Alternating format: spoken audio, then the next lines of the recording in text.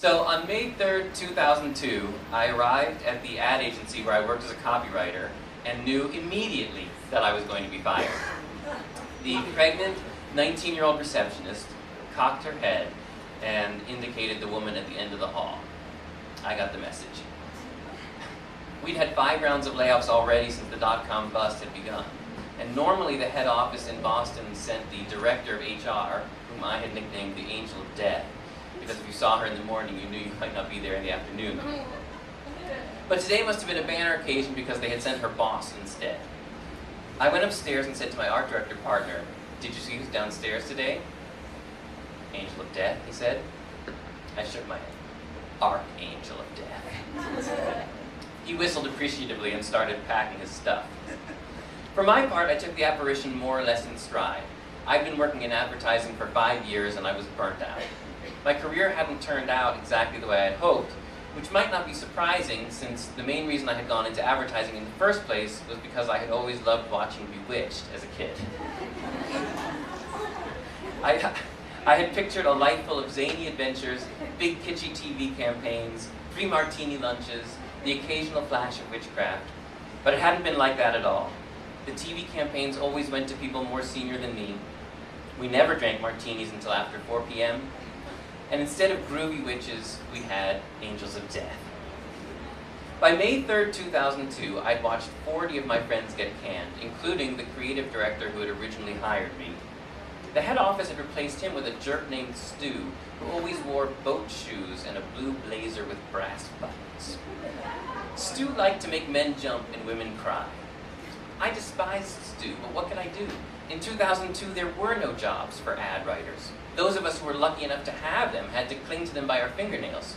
To quit would be the height of irresponsibility. To be fired, however, well, then it would be out of your hands, and more importantly, you would be eligible for unemployment and severance. And these were the brass rings for which we had all been reaching. Dark days. I sat down at my desk and patiently awaited my fate. The minutes passed while I waited to feel the Archangel's icy finger on my shoulder. But time and again she sent for someone else.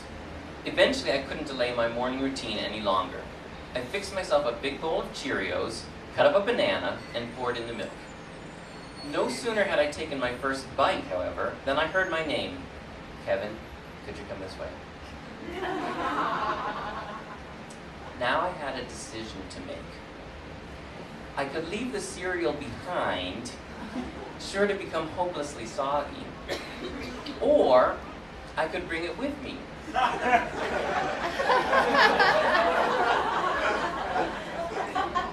Which seemed a little bit rude, but then again, they were going to fire me.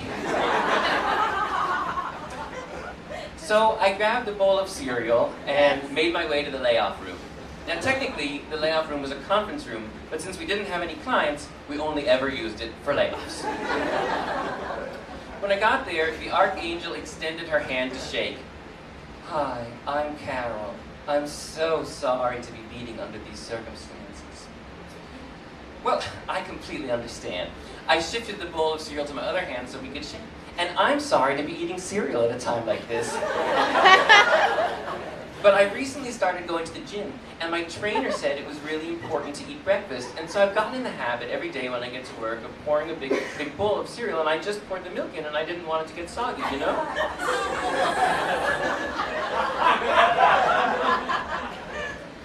I had been shaking her hand the whole time I was saying that, and I could see her going through her mental Rolodex of reactions people might have when you fire them. What do you do when someone laughs, when someone cries, when someone threatens violence, when someone faints? She had all of these things prepared. But evidently she did not have a prepared reaction for emphatic breakfasting.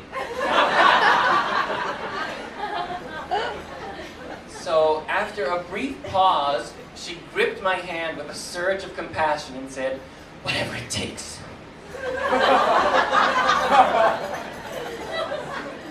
This satisfied me. So I sat down and chewed and smiled while Stu gave his little speech.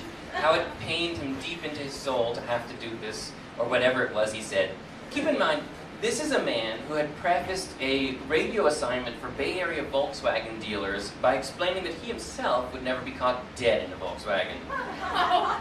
Personally, he said, I've been in Audis and BMWs for years. Not I've driven Audis and BMWs. Not I've owned Audis and BMWs. I've been in Audis and BMWs for years. I felt like saying, I've been in pants for years. But I just chewed and smiled and let him go on, and eventually his speech ended and I went out into the hall to cheer and dance a little with the other firees. And within 3 weeks I had landed a freelance gig writing junk mail for Oracle, and shortly after that I heard that the Archangel had paid one last visit to San Francisco, this time to fire Stu. At this point, I figured the saga was over, but it turns out there was an important postscript. About a year after all this happened, I was watching TV when a commercial came on. In it, a young man is sitting at his desk eating a bowl of cereal when his boss comes over to fire him. You've seen it. But because this particular cereal stays so crunchy in milk, all the young man can hear is the sound of crunching in his own head, as if he were chewing gravel.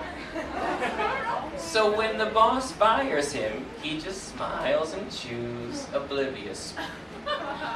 I was stunned, just like you are. I was